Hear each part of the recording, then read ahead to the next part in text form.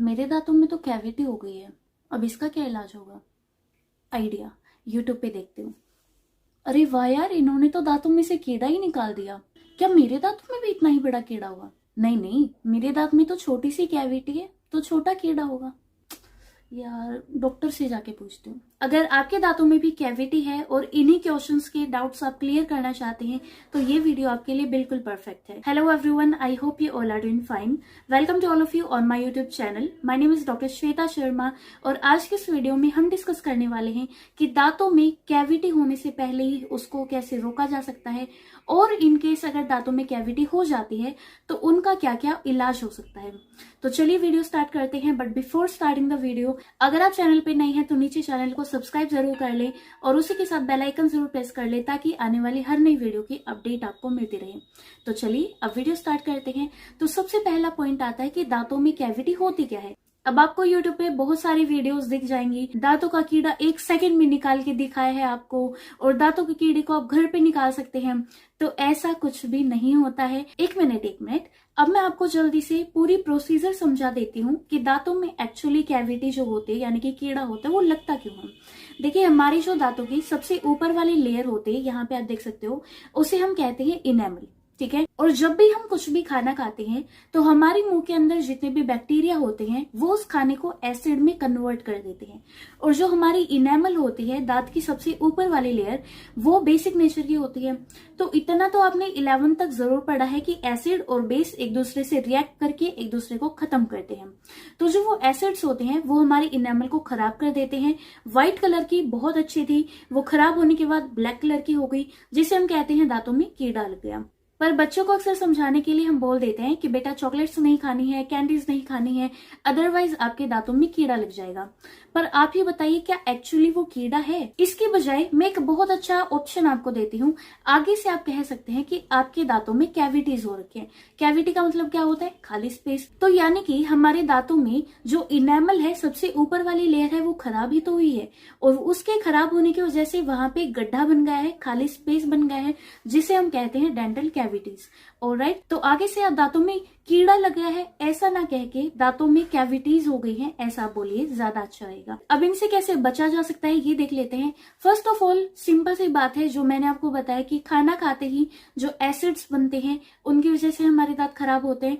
तो अब कुछ भी खाएं या पिए उसके बाद कुरला जरूर कर लें। उससे क्या होगा, जो हमारे फूड पार्टिकल्स हैं वो एसिड में कन्वर्ट ही नहीं होंगे। कन्वर्ट नहीं होंगे तो वो हमारी इनेमल को खराब कैसे करेंगे। ऑलराइट, तो इसलिए अपने दांतों की साफ सफाई अच्छे से रखें। दिन में 2 बार आपको ब्रश करनी है।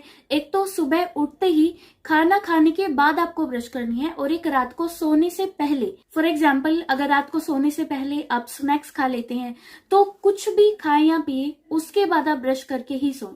अगर आप ऐसा नहीं करेंगे तो जो भी हमने डिनर में खाया है या फिर जो भी स्नैक्स वगैरह आपने लिए हैं तो वो फूड पार्टिकल्स पूरी रात आपके ओरल कैविटी में रहेंगे। उसके बाद वो एसिड में कन्वर्ट होंगे और वो एसिड आपके दांतों की जो इनेमल है बेसिक नेचर की उससे रिएक्ट करता रहेगा। यानी कि फूड पार्टिकल्स को, बैक्टीरिया को आपके दांत खराब करने के लिए पूरी रात का समय मिल जाता है। तो इसलिए रात को बिल्कुल भी आपको नहीं भूलना है ब्रश करना। और जब आप रात को ब्रश करके सोए हैं तो आपकी ओरल कैविटी बिल्कुल साफ है। तो सुबह उठते ही आप नॉर्मल माउथ रिंस कीजिए, कुरला कीजिए और अपना ब्रेकफास्ट कीजिए। ब्रेकफास्ट करने के बाद आप ब्रश कीजिए, उसका फायदा है। अब ये तो हो गया दांतों में कैविटीज लगने से पहले के बचाव उपाय। अब अगर कुछ लोगों में कैविटीज हो जाए तो उनमें क्या क्या किया जा सकता है, तो इसको हम 3 पार्ट्स में डिवाइड करते हैं।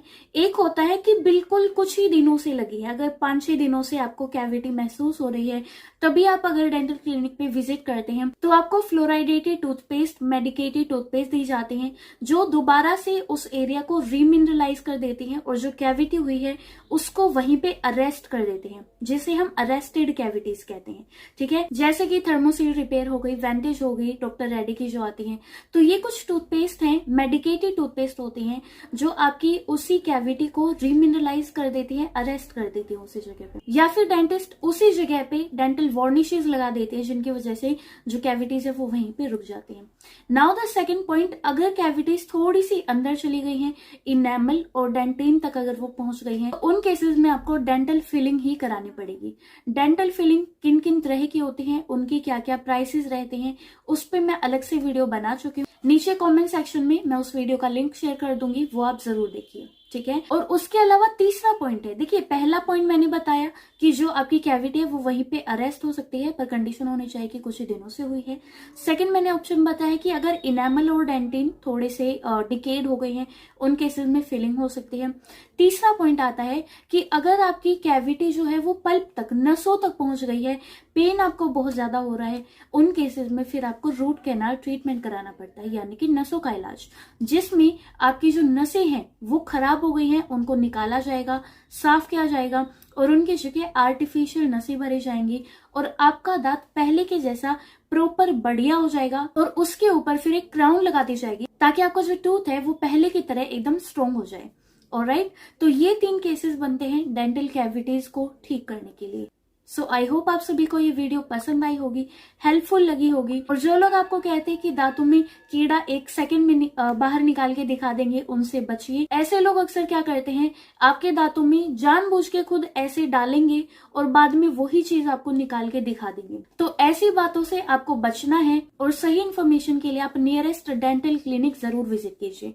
सो यस, आई होप आप सभी को ये वीडियो हेल्पफुल लगी होगी। अगर आपको ये वीडियो इन्फॉर्मेटिव लगी है तो नीचे लाइक जरूर कीजिए और अगर आप चैनल पे नए हैं तो चैनल को सब्सक्राइब करके बेल आइकन जरूर प्रेस कर दे ताकि आने वाली हर नई वीडियो की अपडेट आपको मिलती रहे।